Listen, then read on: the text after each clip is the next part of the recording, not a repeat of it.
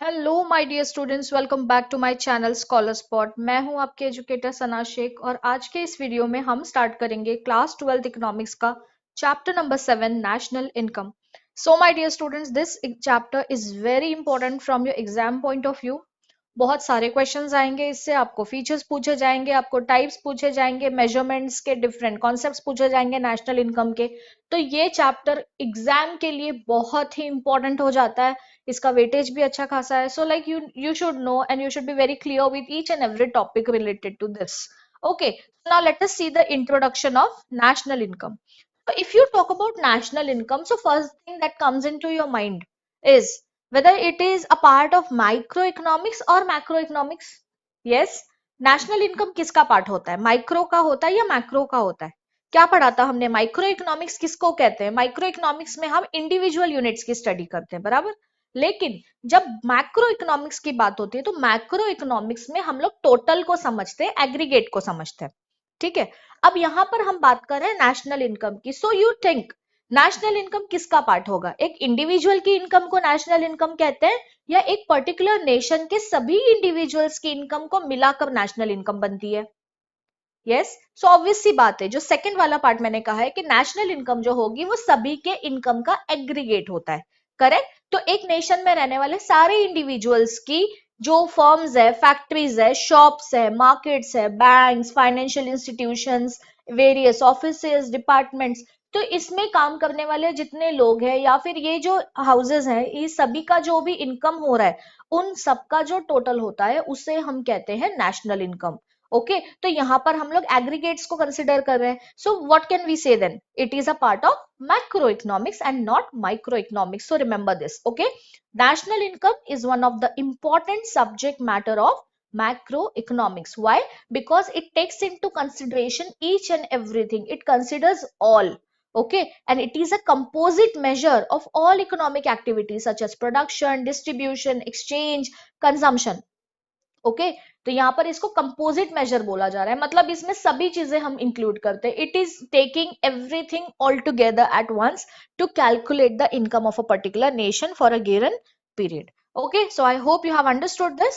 Next is in India, establishment of the National Income Committee in 1949 marked the beginning of government efforts for regular compilation of national income estimates. At present, Central Statistical Organization compiles and publishes data on national income and allied aggregates every year. Now, if you talk about the data of national income, so it becomes very important, right? कि हम लोगों को अगर हमारे country का national income calculate करना है तो हम लोग उसका इजी कंपाइलेशन करें, हम सभी डेटा को मेंटेन करें। ठीक है, तो जितना भी हम लोगों का हर साल जितना इनकम जनरेट हो रहा है, जितना हम लोगों की नेशन में, जितना हमारा इकोनॉमी में मनी फ्लो हो रहा है, उन सबका रिकॉर्ड रखने के लिए कुछ ना कुछ तो करना ही था, राइट। तो इसी वजह से हम लोगों ने इंडिया में एनआईसी को एस्टैब्लिश किया 1949 में, जिसके बाद गवर्नमेंट ने इसके मतलब इसके थ्रू गवर्नमेंट ने एफर्ट्स दिखाए कि हम लोगों को रेगुलरली एस्टिमेट्स रखने हैं नेशनल इनकम के। ठीक है, और एट प्रेजेंट अगर आप बात करो तो हमारी कंट्री में अभी कौन डेटा पब्लिश करता है, कंपाइल करता है? It is central statistical organisation. So remember this, in 1949 national income committee was established, and at present CSO looks after the compilation and publishing of the data of national income and allied aggregates every year.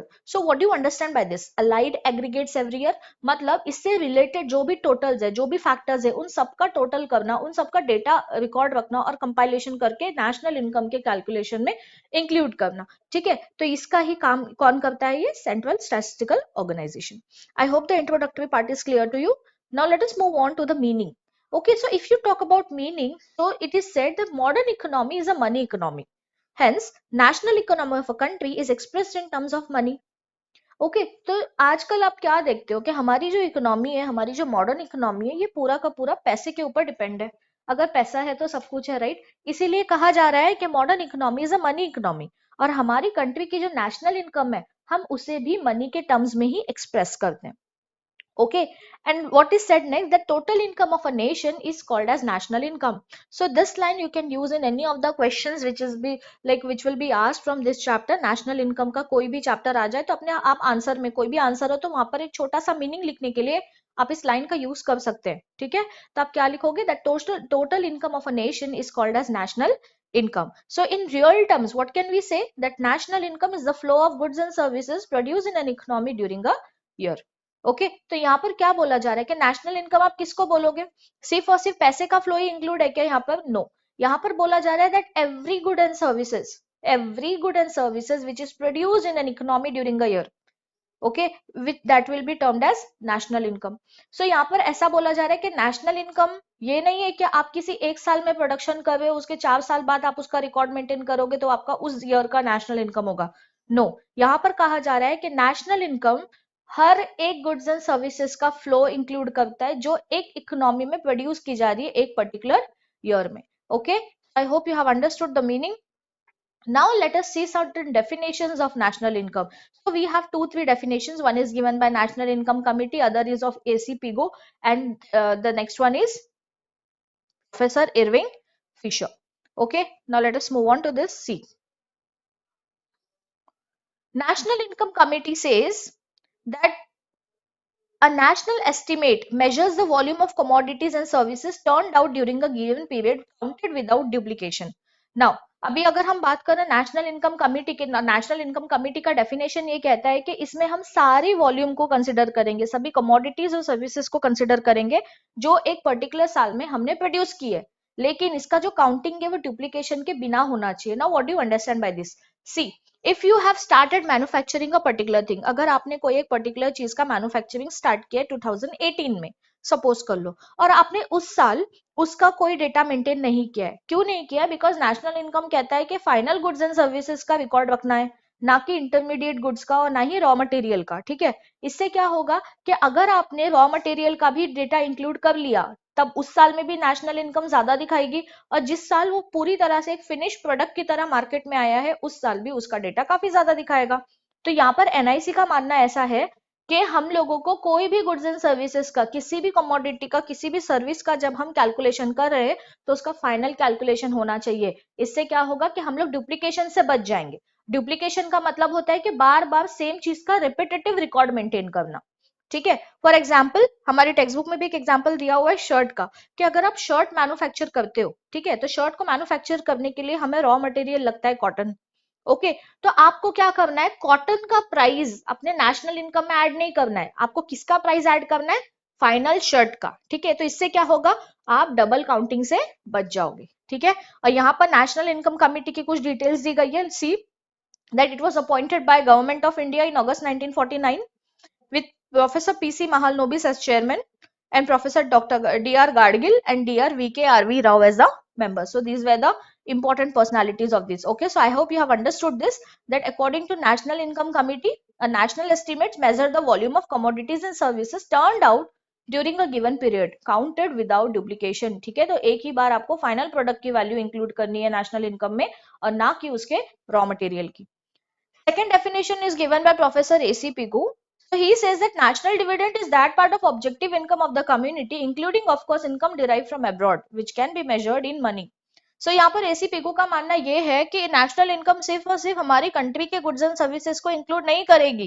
क्यों नहीं करेगी? Because हमारी country तो global level पे भी trading करती है, global level पे भी हम लोग बिजनेस करते हैं, और हमारे यहाँ के लोग भी कुछ फॉरेन में सेटल्ड है, फॉरेन से भी हम काफी इनकम कमाते हैं, तो वो सभी चीजें हमारी नेशनल इनकम का पार्ट होना चाहिए. Okay, he says that whatever income we derive from abroad which can be measured in money should be included in the national income, that is a part of national income. Okay, so what Professor Pigu says, that national dividend is that part of objective income of the community, including of course income derived from abroad, which can be measured in money. Okay, so he says whatever income you derive from abroad that can be measured in money will be counted as the national income. Okay, and the last thing is Professor Irving Fisher. He says that national dividend on income consists solely of services as received by ultimate consumers, whether from the material or from the environment. Okay, so he says कि हम लोगों के पास जो भी हम लोग income derive करते हैं, जो हमारे अल्टीमेट कंज्यूमर सर्विसेज कंज्यूम करके जो भी हमें पैसा फ्लो होता है, ओके, तो वो सभी चीजें हमारी नेशनल इनकम का पार्ट है. Okay, so I hope this part is clear to you, the definition is clear to you. आप ये तीनों में से कोई भी डेफिनेशन आप एग्जाम में लिख सकते हो, it's your choice completely. Okay, so you can make your answer very nice. Now let us move on to the features of national income. Okay तो अब ये फीचर्स एग्जाम में भी डायरेक्टली आपको पूछे जा सकते हैं और साथ ही साथ आपको इस कॉन्सेप्ट को समझने के लिए इसके फीचर्स भी अच्छे से समझने होंगे, तब जाके आप समझ पाओगे कि नेशनल इनकम होता क्या है. So let us see the first feature of national income. The first one is it is a macroeconomic concept. Yes, we have discussed that national income represents income of the economy as a whole rather than that of an individual. Starting में discuss किया ना कि national income जो होता है पूरी country का economy consider करता है, पूरी कंट्री का इनकम कंसिडर करता है और ना कि एक इंडिविजुअल का. इसके लिए ये एक मैक्रो इकोनॉमिक कॉन्सेप्ट है. मैक्रो का मतलब क्या होता है कि टोटल को कंसिडर कर रहा है और माइक्रो क्या होगा, इंडिविजुअल यूनिट्स को कंसिडर करेगा.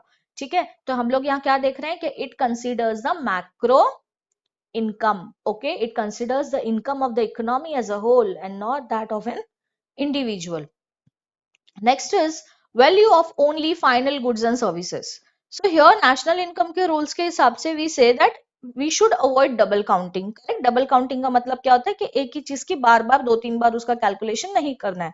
एक बार जो प्राइस पे किया है बस उसका फाइनल प्राइस ही आपको इंक्लूड करना होगा. सो फीचर में क्या दिया हुआ है, that in order to avoid double counting in national income, the value of only final goods and services produced in the economy are considered, and the value of intermediate goods or raw materials is not considered. For example, while estimating the production of shirts, there is no need to take the value of cotton as it is already included in the price of the shirt.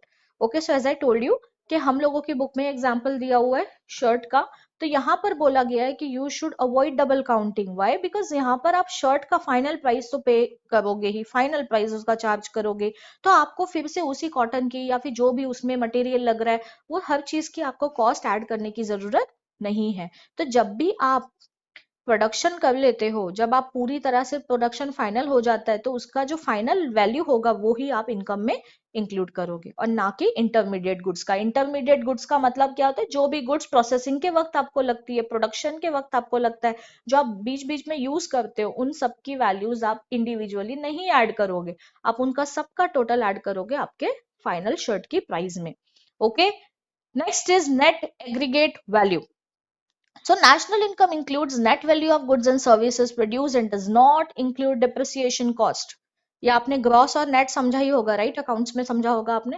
तो यहाँ पर बोला गया है कि national income जो होता है ये डिप्रिसिएशन को इंक्लूड नहीं करता.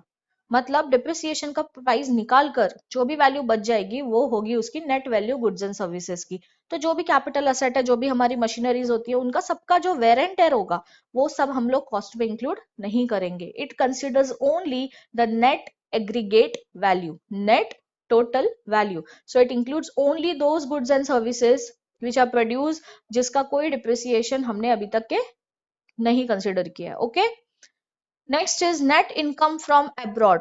तो यहाँ पर किसने कहा था, अब्रॉड की डेफिनेशन किसने दी थी, प्रोफेसर एसी पिगू ने. उन्होंने कहा था कि जो भी हम इनकम डिराइव कर रहे हैं अब्रॉड से वो भी हमारा नेशनल इनकम का पार्ट है. ठीक है, तो यहाँ पर फीचर में भी सेम चीज कही जा रही है that national income includes net income from abroad, that is difference between export value and import value and net difference between receipts from abroad and payments made abroad. तो what do you understand by this? See, यहाँ पर बोला गया है कि आप जो income derive करते हो, जो आपका एक्सपोर्ट होता है, इंपोर्ट होता है, उन दोनों में जो डिफरेंस है वो भी आपके एक तरीके से प्रॉफिट ही हो गई. देन आपके पास जो रिसिप्ट है, जो आप पेमेंट करते हो, जो आपको इनकम मिलती है अब्रॉड से, वो सारी चीजें आपको किस में इंक्लूड करनी है, नेशनल इनकम में इंक्लूड करनी है. Okay, so it considers the net income from abroad and the net income could be the difference between the export value and import value and it can be the difference between your payments and receipts. Okay, next is financial year. So as I have discussed that national income will take into consideration only the production of goods and services for a particular year.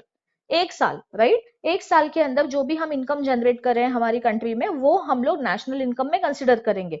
तो यहाँ पर features में कहा गया है कि जो साल है जो हमें कंसिडर करना है नेशनल इनकम के कैलकुलेशन से, वो होगा 1 अप्रैल टू 31 मार्च. जो हमारा कैलेंडर ईयर होता है it's from 1 January to 31 December, right? लेकिन नेशनल इनकम के कैलकुलेशन के लिए जो हमारा फाइनेंशियल ईयर होगा वो होगा 1 अप्रैल टू 31 मार्च, और फाइनेंशियल ईयर के हिसाब से ही हमें नेशनल इनकम को कंसिडर करना है. I hope these 5 features are clear to everyone. Okay, now let us move on to the next one, flow concept. So why national income is called as flow concept? Because it shows the flow of goods and services produced in the economy during a year. यहाँ पर इसको flow concept इसलिए बोला गया because national income क्या करता है, national income आपको एक पर्टिकुलर कंट्री में एक गिवन टाइम के लिए, एक ईयर के लिए आपको पूरा फ्लो बताता है गुड्स एंड सर्विसेज का, कि कितनी चीजें हम लोग प्रोड्यूस कर रहे हैं, कितनी चीजों से हम लोग इनकम जनरेट कर रहे हैं, सो ऑन, ठीक है। So that is why it is called as a flow concept. Next is money value. Now, why national income is considered to be like having a money value? Because it is said that national income is always expressed in monetary terms. ठीक है, modern economy को ही हम लोग money economy कहते हैं, और यहाँ पर नेशनल इनकम में हम हर एक चीज इंक्लूड करते हैं जो मॉनेटरी टर्म्स में हम एक्सप्रेस करते हैं, ठीक है। और यहाँ पर हम नेशनल इनकम में सिर्फ उसी गुड्स एंड सर्विसेज को इंक्लूड करेंगे जो मनी के लिए एक्सचेंज की जा सकती है, ठीक है। तो हम लोग ऐसी ही चीजों को कंसिडर करेंगे जिसके बदले में हमें पैसा मिलता है, ठीक है। So this will be termed as a money value for the goods and services. I hope this part is clear to everyone. Okay, we have completed the features. I hope you have understood this. We'll start with the next part, the circular flow of national income, in the next lecture. Thank you for watching. Thank you everyone. If you have any doubt, any query related to this part, national income ka introduction, meaning and features, then you can please ask me the queries in the comment section. Thank you everyone.